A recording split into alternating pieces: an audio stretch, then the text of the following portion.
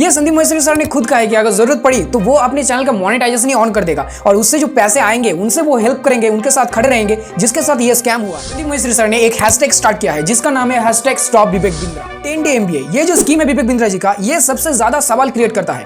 ये कटघरे में है ये स्कीम, पर फिर भी ये पूरा का पूरा कंट्रोवर्सी होने के बाद भी उन्होंने जो लेटेस्ट अपलोड किया है वीडियो विवेक बिंद्रा जी, उन्होंने वो दावे के साथ कॉन्फिडेंट के साथ फिर से 10-day MBA करवाने के बोल रहा है। एक बात ये भी है कि विवेक बिंद्रा जी ने जो अपना लेटेस्ट वीडियो अपलोड किया है वहां पर जो कमेंट बॉक्स है वो डिसेबल्ड है, मतलब वहां पर आप कुछ भी कमेंट नहीं कर सकते।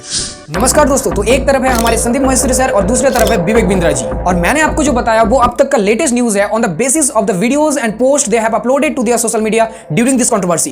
तो सबसे पहले जो चीज है मैं आपको बताना चाहता हूं कि मैं ये वीडियो किसी एक की वीडियो देखकर या फिर एक की वीडियो की इन्फ्लुएंस में आकर ये नहीं बना रही हूं, बल्कि बहुत सारे फैक्टर है, स्टेटमेंट है जिसको मैंने देखा, समझा, उनके ऊपर स्टडीज की, रिसर्च की और उसके आधार पर उसके बेसिस के ऊपर ही आपको कुछ बोल रहा हूं।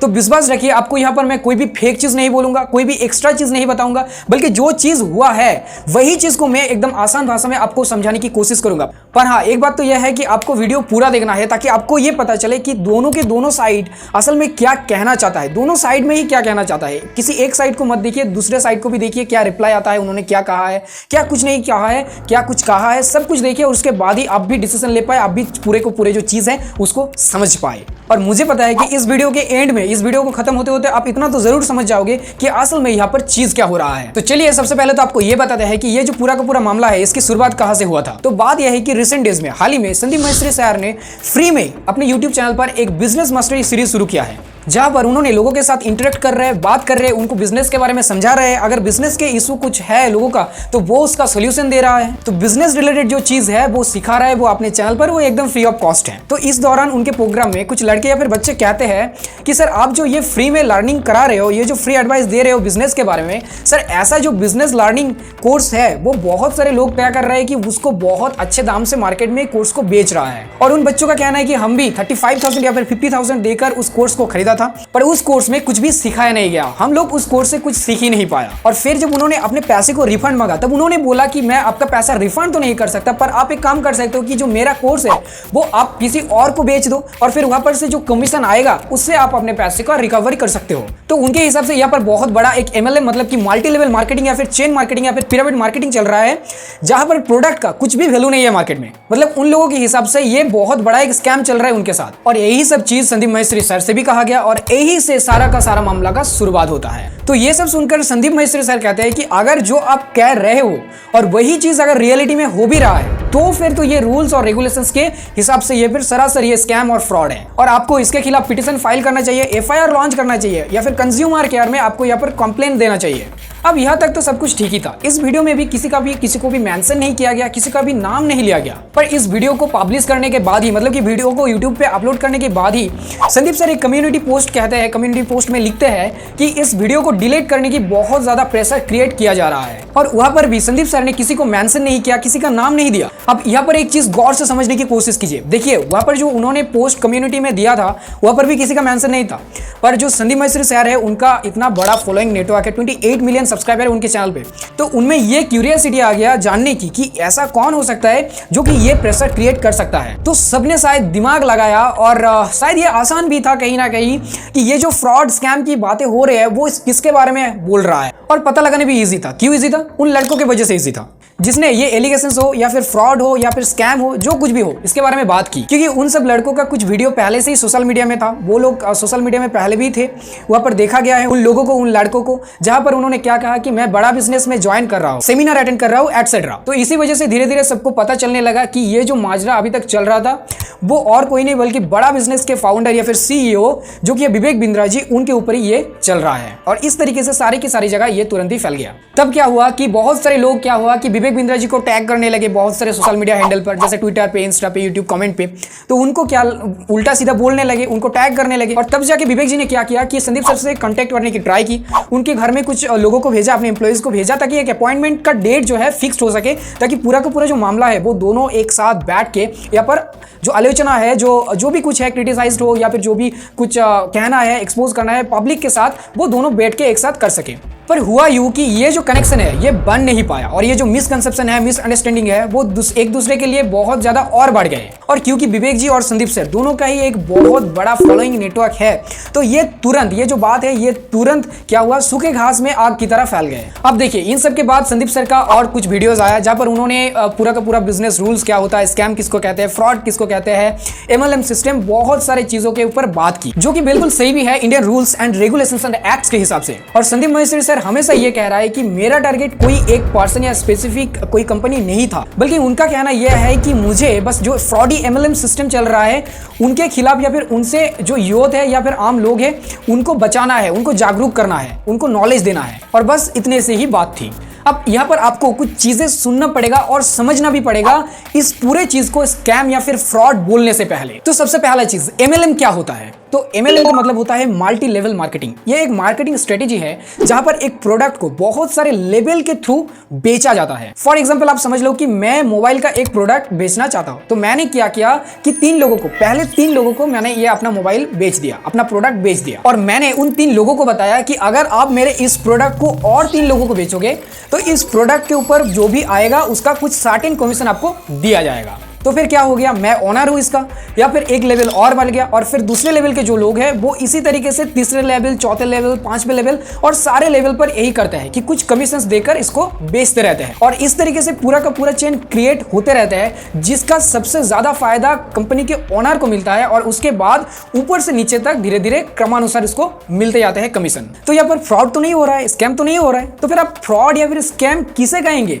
देखिए, इसको अच्छे से समझ लीजिए। तो देखिए, यहाँ पर फ्रॉड आप तभी कह पाएंगे जो प्रोडक्ट आपको दिया जा रहा है वो प्रोडक्ट असली प्रोडक्ट है ही नहीं। मतलब कि बात किसी एक प्रोडक्ट की हो रही है और आप जब पैसे दे रहे हो तब आपको कुछ और प्रोडक्ट दे जा रहा है जिसका कोई भी मार्केट वैल्यू नहीं है या फिर आपको वर्दी नहीं लग रहा है। और जब आपको ये यूजलेस लगा तब आपने क्या किया कि मेरे से अपना पैसा रिफंड मांगा।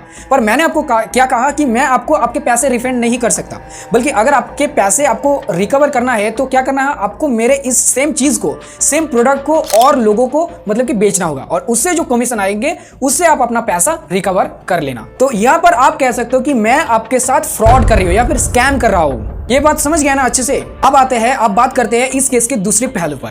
देखिए, विवेक बिंद्रा जी क्या करते थे पहले, सबसे पहले यूट्यूब पे आकर उन्होंने बहुत सारे मोटिवेशनल वीडियोस बनाया करते थे, और उसके बाद उसके साथ साथ मोटिवेशनल वीडियोस के साथ साथ क्या करते थे कि मार्केटिंग स्ट्रेटेजी, बिजनेस स्टडीज या फिर कि बिजनेस के बारे में कंसल्टिंग, एडवाइजिंग या फिर केस स्टडीज, किसी का कुछ मार्केट जो रिसर्च होता है उन सब के बारे में जो वीडियोज है वो बनाया करते थे। और इसके वजह से बिंद्रा जी बहुत पॉपुलर भी हो गए, और इसीलिए उन्होंने क्या किया, 2019 में बड़ा बिजनेस नाम का एक प्राइवेट कंपनी उन्होंने खोल भी दिया, जहां पर बिजनेस एडवाइस, बिजनेस कंसल्टिंग या फिर बिजनेस आइडियाज दिए जाते थे। अब यहाँ पर उनके कंपनी 2 तरीके के पॉलिसी के ऊपर काम करते थे। एक तो है कि किसी और एक कंपनी को अगर उनको कंपनी की जरूरत है या फिर उनके एडवाइस की, बिजनेस एडवाइस की, बिजनेस कंसल्टिंग की जरूरत है, तो वो और उनके टीम मिलकर या फिर कोई भी बिजनेस का जो प्रॉब्लम अगर आए हैं तो वो क्या करते थे, विवेक बिंद्रा जी और उनके टीम जाकर उसका सोल्यूशन निकालते थे। और उनका दूसरा पॉलिसी ये था कि उनके जो कोर्स है उसको पैसे देकर लोगों को सिखाना, लोगों को बताना या फिर लोगों को बेचना, जो भी बिजनेस करना चाहता है या फिर बिजनेस का नॉलेज पाना चाहता है। तो यहाँ पर उनके जो कोर्सेज थे उसका बहुत सारे कैटेगरी थे, बहुत सारे फीस का कैटेगरी थे।